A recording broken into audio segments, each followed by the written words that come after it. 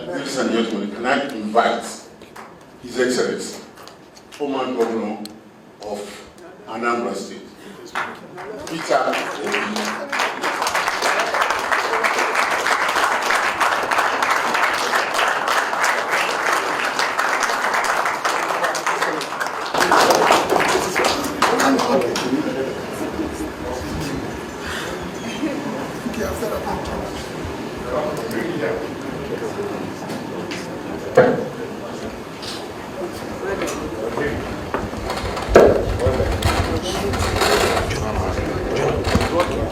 Thank you for the honor, of him allowing me, permitting me, directing me to come and talk to you. Second is to thank you sincerely for what you're doing for this party. Most of you have been involved in this party since inception, and what you're doing for the country. Most of you have done wonderful work for the country, and I thank you for that. My visit this afternoon is just to introduce myself and be able to mention, I'm sure you've been seeing other aspirants, and you continue to see all of us, to be able to say to you, my name is Peter Obi, and this and this. So whatever I'm going to tell you about this country, you know it already. Some of you are involved with it. But to join from where my little comment is to plead with all of you.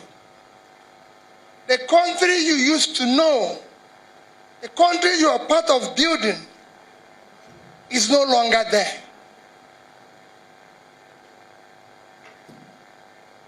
There's nothing today. If Nigeria, and I said, gets it wrong in 2023, because 2023 is to enable Nigeria to start rebuilding again. If they get it wrong, I can assure you that it will not take time for some of you who will still be there at that time to be refugees somewhere.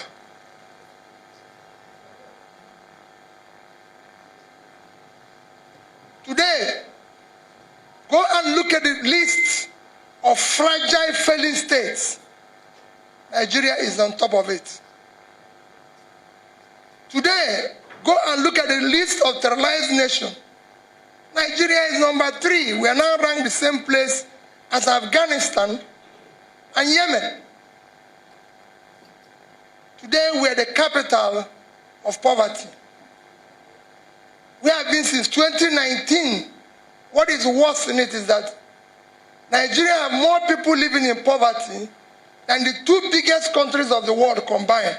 China and India combined is 2.8 billion. Nigeria is 200 million. So we're not even to 10% of these 2 countries combined, but we have more people living in poverty than both of them combined. Today we have 50 million children out of school. And not out of school. 60 to 70% of them have never been to school at all. So they're not out of school. They've never even experienced it, talk less of coming out of it. Your country's stress level, this country is now the most stressful place for people to live in. Go and check the stress level index. Our misery level have gotten down so low. We have the highest unemployment rate because we have been comparing with South Africa, but I'll show you how South Africa is less. We have 33% unemployment. When you include underemployment, you have 55%, out of which 60% of these are young people in their productive age doing nothing. At the age they are supposed to be the engine of production, they're not doing anything. They've left school. Some of them didn't go to school, but they have nothing doing. So you have millions of them all over the place. We've just overtaken India in infant mortality. They expected we would overtake them in 2024, but we've overtaken them by first quarter. Your list is endless. In drug prevalence now, the global rate is 5.8. Nigeria is 14.9. And it's 70% more among the young ones. That is where your country is. Your debt level is totally unacceptable. I was speaking to the Senate yesterday, and they showed me a young man, they showed me a senator, distinguished senator, who is the chairman of approving the loans in which Nigeria, all the loans that are borrowing. And I said to him, thank you for approving it. But let me tell you, all the loans people have approved have put us in a mess. Today, we're using 98% of our revenue to service debt. And I can tell you by end of this year, it will be 100 and something% of our revenue. The first 5 months of last year, Nigeria generated as a revenue 1,847 billion. And they used 1,802 billion to service debt. 98%. It was remaining only 45 billion. Last year, our budget was 13 point something trillion, and they said they are going to borrow 4 trillion. They ended up borrowing 6.7 trillion because they couldn't make it. This year, our budget is 17 trillion. And they said they are going to borrow only 7. They are going to generate 10. They are not going to generate 15, even 50% of that. So we are going to borrow about 8 this year, and we are going to service all those debts. It is not possible. There's no way a country can survive with that level of debt. And every day what you hear from government is that we don't have a borrowing problem, we have a revenue problem. You don't have a revenue problem. Revenue comes from production. The country is not productive. It's consumption. When you have millions of people unemployed, how can you generate revenue? You're not doing anything. People in your villages can't pay tax. They can't pay for anything because they're not doing anything. You need them to do something to be able to generate this thing. We have engine of production and employment, which is micro, small, medium businesses suffering in Nigeria. And nobody wants to do anything. And what people will tell you is that they give examples of, I've traveled to countries all over the world. No country operates like Nigeria. I've been to about 30 countries studying what is happening in Nigeria. And I spent time. I've been from China to India to everywhere. I just came back last week from Morocco. I was in Morocco. I went to Morocco on Sunday and was there for almost 1 week. Traveled all over Morocco, spoke to their government officials. Nobody runs the way Nigeria runs. They have debt. Borrowing is not a problem. Every country in the world borrows. Even Norway, with the greatest sovereign wealth fund of 1.4 trillion, they are owing 50% of their GDP. It is what you use the money that makes a difference. And I'll give you an example of using everywhere I've gone today and tomorrow. I can show other places. I was in Bangladesh. I don't want to use small countries. I was in Bangladesh in 2010, and I spent 1 week in the villages of Bangladesh. Bangladesh was far poorer than Nigeria. In the year 2000, they were below us in HDI. Today, with their medium, we are still struggling in the poor circle. In Bangladesh, I met people. In fact, arriving at Bangladesh airport, you will not eat. It was so dirty, it was everything. I wondered, where is this place? As at that time, Bangladesh had a GDP of $115 billion with a per capita of about $700 each. That was 2010. Nigeria GDP was 375 billion, our per capita was 2,250 in 2010. And our debts then, in 2010, because you in PDP have helped to clear all our foreign debts, Our debt was brought down then to where we were owing just about 5% of our GDP. So we were owing less than $10 billion. Equivalent then. Or call it about equivalent of about 20 because of the rate of exchange then. 20 or even 25. That was what we were owing then. Today, Bangladesh GDP is $335 billion with a per capita of 2,050. So they've done 3 times what their per capita was in 2010. Nigerian GDP is 400. Our per capita has come down to 200. We lost below over 10% of what we were in 2010. Our debt has increased from about 25, 30 billion to $100 billion. So that money borrowed did not yield or put into production. It made no contribution to our GDP, to our per capita, to everything. It was thrown away. And we're a nation. And nobody cares. Nobody bothers and says, okay, we're moving.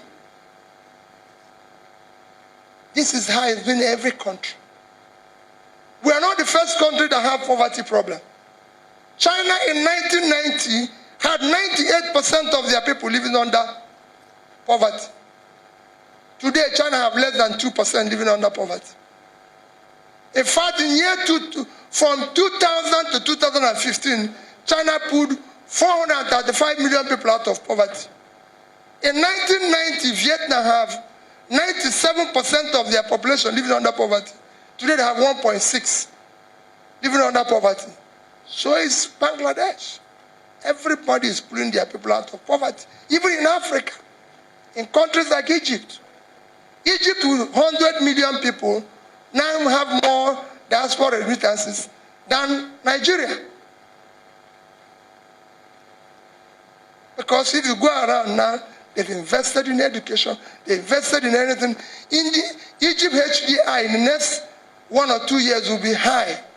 Nigeria is still low. We started with them in year 2000, low. They've now gone to medium, and now moving to high.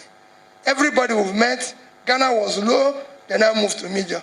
Bangladesh have moved to medium. Everybody, we are the only people who are stuck in low.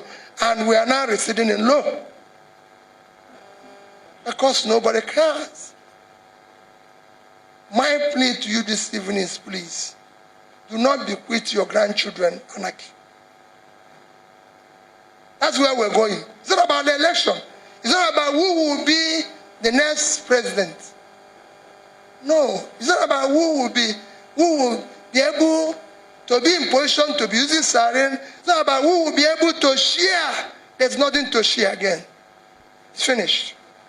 We need wealth creators. Now, we need somebody that can create wealth.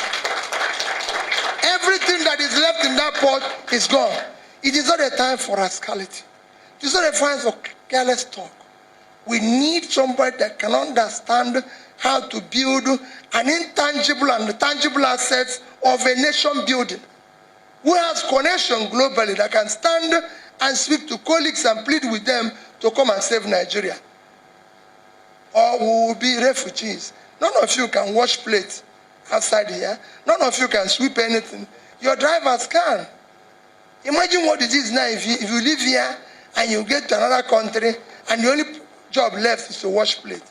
How can you do it? You cannot. You want to go in peace. Most of you at the departure lunch, you want to go in peace. You don't want to go crying. And that is critical for you. It's critical for us. I get up every morning and I wonder what is happening here. Yes, people now, everybody is telling you, we will do this, we will do this. Please, I'm begging, let us check. All those that are going to come and talk to our party, they want to be this, let us check their background. Where are they coming from? What have they done in their life? Who are they? It's easier. I got to tell people, it's easier to grandstand and say things you cannot do or what you cannot do. My name is Peter Obi. I'm a trader. That's all I've done in my life. Forget about how way he described me, I am a businessman who have been a private businessman in Nigeria, have made success of the business, and understands how to solve the problem that it will make private sector drive the process today. I know how your country can start turning around by creating revenue and ensuring that small businesses get money in order to do business, in order to create jobs. I know how much how to direct the banks, do the right thing. Our ports today don't work. I drove from over 300 kilometers, or about that, from Rabat to Tangier port in Morocco to see how their port work. Because I cannot see how Morocco, with less than about 1/7 of Nigerian population, can have the biggest port in Africa that does 3 times the cargo of Nigeria. 3 times all our ports put together. And I went there and I said I was working. Morocco exported, last year's export was $40-something billion without having oil. We're earning 18 billion in oil. And they even tell us 98% of it is stolen. Who is stealing it? What are we talking here? And we have a country. Look at what is happening to everywhere in the north today. Do we still have a country where we have people who have kidnapped people in Nigeria, taking them somewhere and are calling by phone in this age of technology, and you can't do anything to them? Do we have a country? There's something wrong. It just shows that people don't want to make a decision.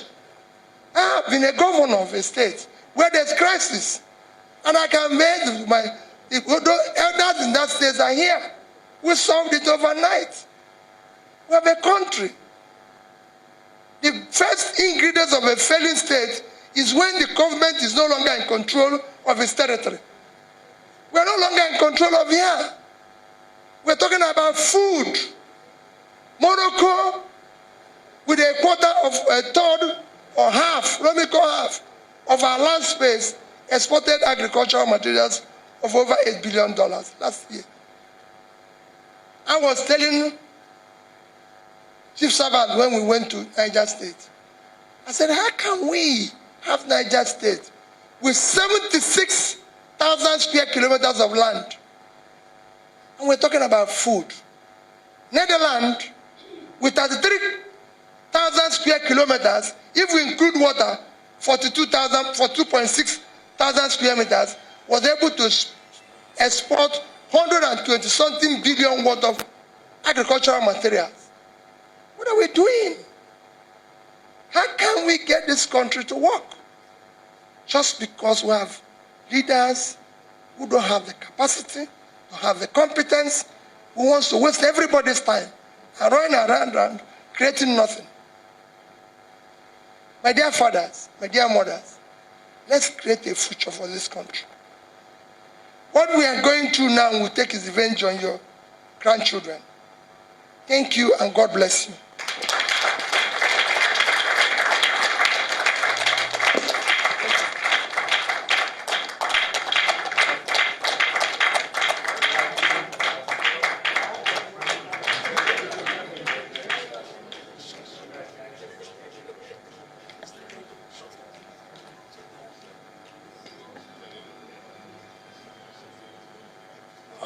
Mr. Chairman, I frankly don't know what to say. I'm sure none of us will be happy to be called Nigerians. I'm happy that we have men and women of substance who can take Nigeria out of the woods. We're in a democracy. I want to thank Dr. Peter Obi for his presentation. And it's something Nigerians should indeed listen to.